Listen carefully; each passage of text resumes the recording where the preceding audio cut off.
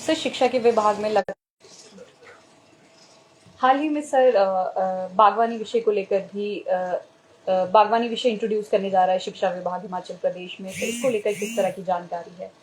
आप जानते हैं कि हिमाचल प्रदेश, अगर आप पूरे भारतवर्ष की बात करेंगे, सर्वाधिक जो आपकी ग्रामीण क्षेत्र में जनसंख्या रहती है, जो आपकी एग्रीकल्चर से जुड़ी है, वो हिमाचल प्रदेश में है। लगभग 90% आपकी हिमाचल प्रदेश की पूरी पॉपुलेशन ग्रामीण क्षेत्र में रहती है। और ऐसा नहीं कि फर्स्ट टाइम इंट्रोड्यूस हो रहा है, पहले भी आज से कोई 15-20 वर्ष पूर्व एक ऑप्शनल सब्जेक्ट के रूप में हॉर्टिकल्चर को पढ़ाया जाता था। इसको हम पुनः प्रारंभ कर रहे हैं, जहाँ इसके माध्यम से हमारे इस मैं समझता हूँ स्ट्रीम से आपको एम्प्लॉयमेंट के भी अवसर प्राप्त होंगे हॉर्टिकल्चर डिपार्टमेंट में। साथ ही साथ सेल्फ एम्प्लॉयमेंट वो भी एक माध्यम होगा, क्योंकि एक पढ़ा लिखा हमारा जो बागवानी क्षेत्र से निकला हुआ छात्र होगा, वो और अच्छे तरीके से नए प्रतिस्पर्धा के दौर में, कंपटीशन के युग में और अच्छे तरीके से अपनी हॉर्टिकल्चर प्रोडक्शन में, क्वालिटी में, हर तरीके से वो कंट्रीब्यूट कर सकता है अपने बाग बगीचे, अपने खेत खलियान में। तो इस सोच के साथ भी हमने ये हॉर्टिकल्चर सब्जेक्ट इंट्रोड्यूस करने की बात की है।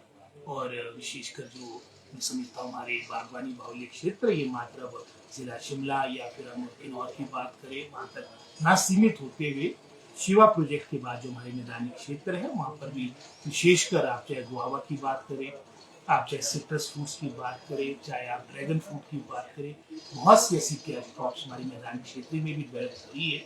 और निश्चित रूप से बागवानी हमारा, जैसे डॉक्टर परमार कहा करते थे, जो हिमाचल के निर्माता रहे कि हिमाचल प्रदेश आपका भारतवर्ष का फ्रूट होल बनेगा, इसके लिए हम प्रयासरत हैं।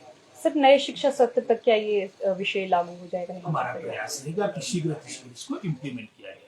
जिस शिक्षा विभाग ने अभी कई स्कूल बंद किए हैं, मिडिल स्कूल और प्राइमरी स्कूल से, उनको लेकर क्या लोगों की राय भी मिली जुली राय मिल रही है? कुछ लोग समर्थन कर रहे हैं तो कुछ लोग विरोध भी कर रहे हैं। सर इसी के साथ जोड़ना चाहूंगी कि जैसे गांव में जैसे स्कूल्स को मर्ज किया जा रहा है, छोटे छोटे बंद किए जा रहे हैं, तो वहाँ पर लोगों के थोड़े से सवाल हो रहे हैं कि दूर अगर उनको मर्ज किया जाता है तो वो बहुत दूर हो जाता है उनके लिए जाना आना, तो उसके लिए किस तरह का? सबसे पहले हमें ये इसका बैकग्राउंड में जाना पड़ेगा कि ये मात्र हिमाचल प्रदेश में नहीं, पूरे भारतवर्ष में एक कंसोलिडेशन का, चाहे हम उत्तर प्रदेश की बात करें, चाहे हम गुजरात मध्य प्रदेश की बात करें, पिछले 10 वर्षों में पूरे भारतवर्ष में लगभग कोई 65,000 स्कूल आपके मर्ज किए गए, आपके मैं समझता हूँ उसको विलय किया गया है। और हिमाचल प्रदेश में प्रक्रिया अभी प्रारंभ हुई, जो लगभग कोई 1100 हमने पिछले 1.5 वर्ष में जो आपके स्कूल्स मर्ज किए हैं, उसमें से 1100 में से लगभग कुछ 400 ऐसे स्कूल्स थे जो विदाउट टीचर स्कूल थे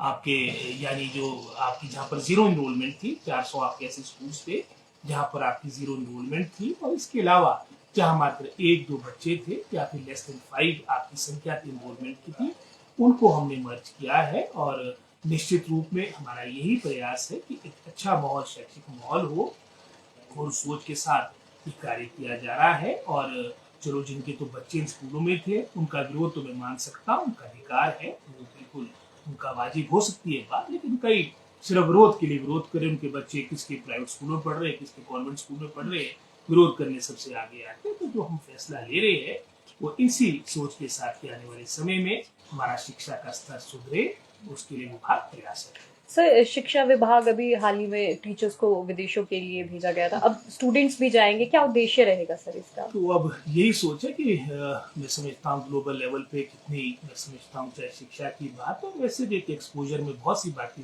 सीखने को मिलती है। हमारे प्रदेश के शिक्षक भी बाहर जाए, जैसे उदाहरण के तौर पर पिछले वर्ष भी सिंगापुर गए थे, और सिंगापुर में किस तरह की प्रगति शिक्षा के क्षेत्र में अन्य क्षेत्रों में हुई है, तो सबके सामने उनके माध्यम से मैं समझता हूँ कि ये बातें आगे चलती है। पूरे प्रदेश में जो हमारे 218 टीचर गए थे, ये सारी बातें उसका एक तरह का प्रचार प्रसार होता है। और इस वर्ष हमारा ये भी एक मैं समझता हूँ फैसला है कि जो हमारे मेरिटोरियस स्टूडेंट है, चाहे वो अकेडमिक्स की बात हो, चाहे वो स्पोर्ट्स की बात हो, जिसमें राष्ट्रीय स्तर पे प्रदेश को हमें गौरव प्राप्त हुआ है, चाहे कल्चरल मैं समझता हूँ उसमें हमारे को लीड किया है राष्ट्रीय स्तर पे, उनको भी एक अवसर दिया जाएगा, उनको भी एक्सपोजर विजिट अंतर्राष्ट्रीय स्तर पर उनको भी मैं समझता अवसर देने के लिए विभाग और सरकार प्रयास कर रही है। जिससे कई ऐसे पद है जिनको कैबिनेट की तरफ से स्वीकृति मिली है लेकिन अभी तक नोटिफिकेशन आउट नहीं हुए, युवा रोजगार का इंतजार हमारे कर रहा है। सारी नोटिफिकेशन आउट है। उदाहरण के तौर पे लगभग कोई आज तक के अपने इतिहास में 3000 से अधिक हमारी बैच वाइज रिक्रूटमेंट पिछले 18-20 महीनों में हो चुकी है। और उसका एक कारण है कि जो हमारे विदाउट टीचर स्कूल जो भाजपा सरकार के अंत में लगभग कोई 350 के आसपास थे, वो मात्र अब मैं समझता हूँ लेस देन 50 रह चुके हैं। जो भी सिंगल टीचर स्कूल थी जिसकी संख्या लगभग 3400 के आसपास थी, उस पर भी मैं समझता हूँ काफी कमी आ चुकी है। और उसका परिणाम यही था क्योंकि जो हमने रिक्रूटमेंट की है तो शिक्षा विभाग से हटकर भी कई ऐसे 2800 हमारे पद वो है जो आपके डायरेक्ट रिक्रूटमेंट के माध्यम से हमने चयन आयोग को भेजे हैं। और हमारा पूरा प्रयास है, सरकार का पूरा प्रयास है कि रिक्रूटमेंट प्रारंभ हो। 700 पद हमने पीजीटी लेक्चरर्स की पिछले वर्ष जिनकी स्वीकृति प्राप्त की थी, उसमें से 3 सब्जेक्ट्स के हिंदी, फिजिक्स और कॉमर्स इनके रिजल्ट आउट हो चुके, लगभग 250 के आसपास 700 में से। तो इनको भी शीघ्र नियुक्तियां दी जाए। इसके अलावा अभी कोई 4-5 सब्जेक्ट्स की प्रक्रिया कमीशन के द्वारा चली है। और हमारा पूरा प्रयास है कि इस वर्ष के अंत तक हमारे को सभी पीजीटी लेक्चरर्स मिलेंगे और दूर दराज के क्षेत्र में अपनी सेवाएं देंगे, ताकि जहां पर वर्षों से आपकी रिक्रूटमेंट नहीं हुई है वहां पर टीचर जाकर अपनी सही तरीके से हमारा मैं समझता हूँ शिक्षा में कार्य करे, अपनी सेवाएं दे, ताकि हमारे फार फ्लंग एरियाज में जो काफी समय से वैकेंसीज है वो फिल अप हो। जी सर, सचिवालय के बाहर एक तबका बड़े लंबे समय से प्रदर्शन भी कर रहा है और कई रातों से यहीं पर ही है। दृष्टिबाधित का ही संगठन है, लंबे समय से अपनी मांगों को लेकर यहाँ बैठा है। इनसे अभी तक कोई मुलाकात करने नहीं पहुंचा है। कैसे देखते सर आप इस विषय को? अब ये मैं समझता हूँ ये भी एक हमारे सामने काफी समय से बैठे हैं और पीछे शायद मिले भी थे माननीय मुख्यमंत्री से। और इस ओर मैं भी मिलूंगा इन्हें। और जैसे मुख्य धनीराम शांडिल जी, उनके पास विभाग है, उनसे भी आग्रह करूंगा कि उनकी जो समस्याएं हैं जो संभव हो सकती है जिनका निदान निकाला जा सकता है उसमें कार्रवाई की जाए। सर, हाल ही में ही जो है अभी चंडीगढ़ का भी दौरा करके आए हैं आप, और उसमें वहाँ पर भी शिक्षा से जुड़े बहुत से ऐसे फैसले लिए गए हैं।